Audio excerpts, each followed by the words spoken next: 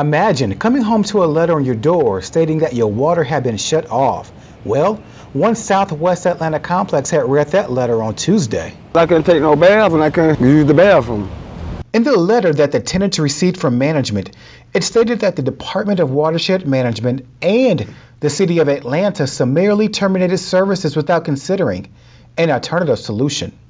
A representative with the Department of Watershed Services said whenever they have to make extensive requests for payment and no response has been received, their last option is to shut the water off. A resident was using her water when it suddenly shut off. I was washing dishes. I didn't even initially react and say what's going on or anything. I just said, well, maybe they're working on the water. It'll be on in a couple of hours or so. One Good Samaritan jumped in when she heard the desperate call for help.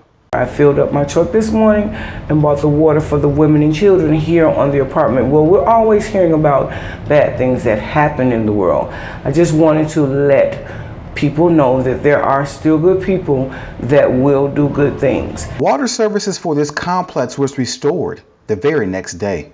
I didn't think it was going to be cut on quicker than it was, but they did. They did a good job. They did get cut on fast. Now that the water has been cut back on, this community hopes that this can bring them closer together and bridge the gap between them and their landlord. Reporting from Southwest Atlanta, this is Michael Cornell for MichaelCornell.news.